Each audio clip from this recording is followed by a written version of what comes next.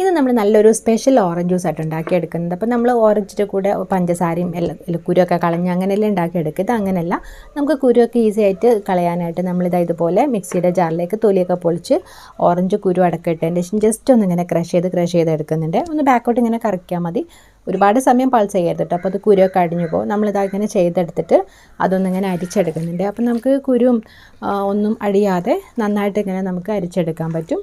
നമ്മളൊരു 3-4 തവണ മാത്രം പൾസ് ചെയ്താൽ മതി കേട്ടോ. അപ്പോൾ ഞാനൊരു 2-3 തവണയും കൂടെ എക്സ്ട്രാ പൾസ് ചെയ്ത് പോയിട്ടുണ്ടായിരുന്നു. അപ്പോൾ 1-2 കുരുവൊക്കെ ഒന്ന് അടിഞ്ഞു പോയിട്ടുണ്ട് കേട്ടോ.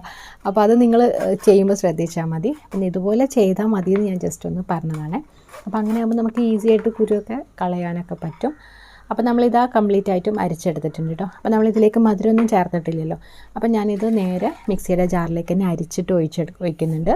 ഇനി നമ്മൾ ആവശ്യത്തിനുള്ള മധുരം ചേർത്ത് കൊടുക്കാം. അപ്പോൾ ഈ ഒരു പഞ്ചസാരക്ക് പകരമായിട്ട് നിങ്ങൾക്ക് വേണമെങ്കിൽ തേനൊക്കെ ചേർത്ത് കൊടുക്കാം കേട്ടോ. അപ്പോൾ